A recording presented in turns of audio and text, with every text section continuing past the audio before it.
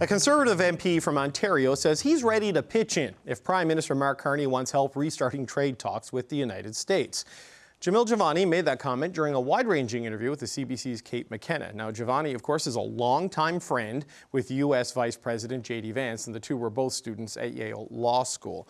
So Kate joins us now here in the Ottawa studio with more on her conversation with Jivani. Okay, let's start on U.S. trade, an uncommon offer of an intervention. What kind of help is Jamil Jivani offering up here? Well, I asked him a very open-ended question about how his relationship was with U.S. Vice President J.D. Vance, and he said we could be in an interesting opportunity for him to be involved directly in trade talks because he does have this friendship, and we are dealing with the departure of the longtime ambassador to the U.S., Kirsten Hillman. He said, if the Prime Minister wants, his services are available to help kickstart those trade talks. Take a listen to what he said. Now, I will say I have offered Mark Carney to help, and I really do believe I could help. I would love it if Mark Carney said to me, look, we need a multi-partisan, all-hands-on-deck approach. Please go down to Washington. Here's the strategy and approach we're taking. See what you can do to help. I would love it if he asked me to do that. But out of respect for him as Prime Minister, I don't want to get involved. And frankly, we saw with the whole Doug Ford commercial debacle, what happens when there's not a good strategy in place that is in the best interest of the country. Mark Carney is getting a new ambassador named. Maybe that means a new strategy. Maybe that means there's a way that I can help. And my constituents in Bowmanville, Oshawa North would like me to do that. But at the end of the day, the Prime Minister has to make that decision, not me. So I would love to be able to talk to JD about how we can make things better for our economy. But I don't want to get involved in what Mark Carney's up to. I did reach out to the Prime Minister's office to see if they were going to take him up on that request. They did not respond to me before a deadline. He did talk a little bit about his current relationship with J.D. Vance, saying, it's a difficult situation because of kind of the relationship between the two countries right now, but he considers Vance to be a true friend, and also they're part of the same fantasy football team. Okay, that's interesting to know. Does Pierre Poilievre know he's offering his services to Mark Carney? Because it seems like there's a skip being stepped to say if Mark Carney, there's another leader in the middle of this. Do they know about this? Do we know, Kate? That's a good question. Many people today have asked me the question, how involved was the leader's office in this interview, or did they know about this interview? And I tell them I will happily talk to any MP who wants to talk to me, regardless of whether or not they get a sanctioned approval to speak with me. So I couldn't tell you. It's just an interesting offer to be made to the Prime Minister in that way. Okay, you talked to him about that, his friendship with J.D. Vance. What is Jamil Jivani saying about Pierre Poilievre's leadership? Because obviously this is a ferocious conversation happening in Conservative circles right now.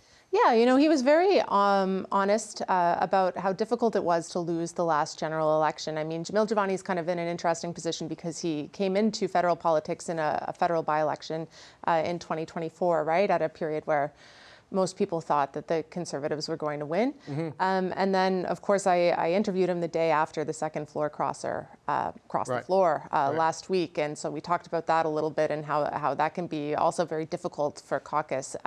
But we talked about the leadership convention, or the Conservative convention that will have a leadership review in January, and he said, he believes that Pierre Poilievre has the majority of support from members, and that he believes he's the right person to take him into the next election. Take a listen to what he had to say. I can just say from my observations, I do think the experience he had in Battle River Crowfoot, going back out there, having to ask for a vote, talking to people, I do think it strengthened him as a person, as a man, and as a leader. I have seen him be, collaborative and with a bigger caucus, finding ways to get more people involved in things. So I'm hopeful that as time goes on, just like any leader is supposed to, he continues to learn and grow. I think he's going to have a very positive result in the convention. I think a vote for Pierre at our leadership convention is a vote for our team and the strength of our team.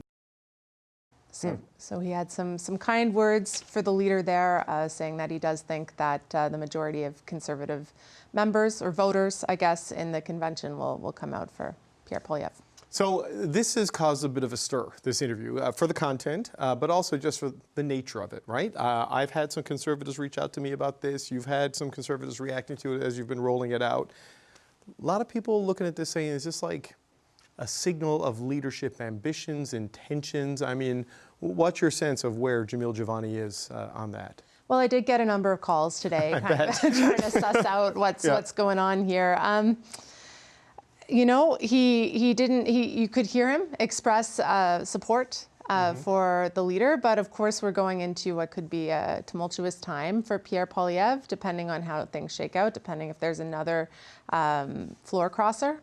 Jamil Jivani, you know, he's been unafraid to take on issues that are kind of outside the realm of OLO talking points. We can think of his campaign against DEI. We can think of him taking a stand against the National School Food Program. He was the first in his caucus to come out against the TFW, Temporary Foreign Worker Program. Right, but he's not been the lead on that, right? Because he is no critic role in the caucus, right? So he flagged it, but it's been Michelle Rempel-Garner who's been on it, right? That's right, but you know, he has his own YouTube page where he puts out his own clips, and you know, similar to what Pierre Poilievre did actually before he took over as leader.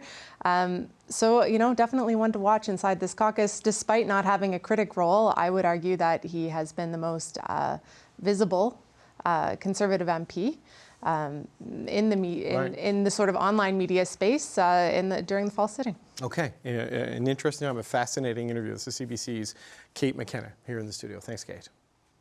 A Conservative MP is offering the Prime Minister a helping hand. It's not a floor crosser. Jamil Jivani says he could call up his university friend J.D. Vance to talk trade. In an exclusive interview with my colleague Kate McKenna, Jivani says he's ready to step in if Prime Minister Mark Carney wants help restarting trade negotiations with the United States.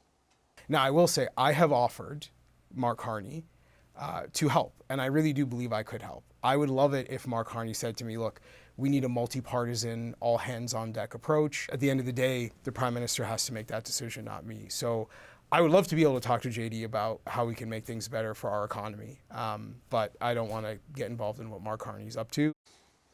Okay, we're going to start there with the power panel. Vandana Cotter was an advisor to former Prime Minister Justin Trudeau. Lisa Raitt is a former Conservative cabinet minister. Cheryl Oates was director of communications to former Alberta NDP Premier Rachel Notley. And Emily Nicolas is a columnist for Le Devoir. Good to see you all. Lisa, as a former Conservative MP, have you ever seen someone just directly offer their help to the Prime Minister like that on the CBC? On a CBC, maybe not, but it's not unheard of for that to happen, quite frankly. So I don't know whether or not it's a soft launch of a leadership, but certainly it is interesting that he's volunteering that he can help. I think that's probably coming from a sincere place. And I don't know whether or not the leader would actually be fussed by that at all. I mean, we've made the position that we want to help as best we can. It doesn't seem like he's not crossing the floor, but he's extending that olive branch, and it may be seen as positive for the party in general that somebody's reaching out and saying, yeah, I want to help. So maybe it's more of an overall softening. Maybe it's a grand plan that we're just not in on. Maybe he's got a Kuzma deal, Vandana. I don't know, but you know, I reached back to some Trudeau-era people and said, has this ever come up before? And it was suggested to me that it was a less than helpful vibe when maybe there were reach outs to Mr. Jivani back then, but that was before the election and before the new reality has set in. So I don't know if those circumstances have changed, but what do you make of this particular development? I mean, I think it's positive, but I think I always see Mr. Jivani as a bit separate from the Mr. Poilievre's traditional caucus. He's a bit of a maverick. I think he's a little bit similar to our Nathaniel Erskine-Smith. He champions his own issues. He has his own tours going on. He has, you know, he's well known across a number of platforms, and he champions the message that he truly believes in. I think it's positive for him, but I think where it's good for the caucus, I think it's not good that's not coming from Mr. Poilievre. It makes it look like he has a different viewpoint and that he's being collegial and saying, like, listen, I'm putting Canadians first. I have some resources. I'd like to help. But I think that would be a better message coming from his leader as someone who's leading the caucus. So I wonder, coming similar to Lisa saying that, is this a soft launch? But I do think he does, you know, march to the beat of his own drum. If he feels like this is the right thing to do, I think that is definitely a positive thing. You know, Cheryl, it's interesting that it was a year-end interview pitched by Mr. Jivani. The OLO, the opposition leader's office, to my knowledge, didn't know about it, didn't necessarily sanction it. I got a lot of texts and calls from Conservative MPs today saying, what's going on here? So, Mike, that question to you, Cheryl. What's going on here? Well, I mean, it's good politics for Mr. Jivani. I would say it just reminds people of those really high-level connections that he has. He looks super confident, and I will say it looks very statesman-like to offer that olive branch and say that he wants to help, but like just going to be a little more cynical than the panelists before me and say this is never, never going to happen. Like at the core, even if he can help, he's just so deeply conflicted, and anybody on an opposing team would be conflicted to say that you're going to go, work with the Prime Minister's office and you're going to support the Prime Minister and help him make progress on the things one of the things that is the top issue for Canadians today. And on the other side of things, what Prime Minister is going to say, yes, I would love to give the opposition benches credit for the thing that matters most to Canadians right now. We know Mark Carney is a CEO, the CEO of Canada, the Prime Minister of Canada. There is one person leading these trade negotiations, and it's Mark Carney. I don't think there's room for anyone else. Yeah, and I wonder, Emily, and this is in no way dismissing Mr. Jivani or his connection to J.D. Vance, but if Mark Carney is texting with Donald Trump and Dom LeBlanc is texting with Howard Lutnick and Ambassador Hillman for now is talking to Jameson Greer, like they have the lines of communication. The problem is who's on the other side of it, really. It's Donald Trump himself that is the impediment to some degree. Yes, and sometimes Donald Trump seems to be making a lot of jokes at the expense of J.D. Vance himself. I don't know how much the vice president is always sometimes in the good grace of the president. It seems to alter from day to day. I think what's going on, first of all, is a bit awkward in the sense that Canada and the United States should not be relying, ideally speaking, on college friendships for that to be for those two countries to be able to talk. So even the fact that this is a I'm seeing that my image is frozen, but you still we can still hear you. Oh, you're moving again now. You thought you were doing a ventriloquist act there, but it's just Zoom.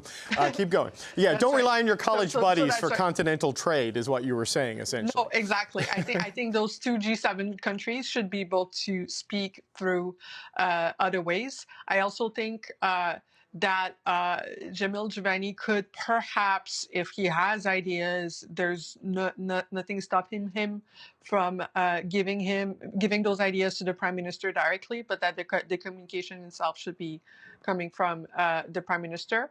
I also think that it is awkward as a communication strategy for some part of the Conservative caucus, as you just mentioned, to be caught off guard by this, and perhaps as well Pierre Poilievre's office. And so that's why it seems like it's great for Jamil Jivani, because it makes him look great, but I don't know how it makes the Conservative look. And so we should not be wondering on the air how Pierre Poilievre feels about this. We should know how Pierre Poilievre feels about this. And it's interesting that Jamil Jivani mentioned, I spoke to Mark Carney about this, but he didn't mention I spoke to Pierre Poilievre about this. Yeah. So I have questions in terms of how this is unfolding. It doesn't mean that necessarily it's bad for Jamil Jivani. It's just a little bit peculiar as a way of communicating ideas. Yeah, look, of all the things that are surprising the Conservative caucus right now, this is on the low end of the scale, I think. An interview with the CBC as opposed to, they're at 172.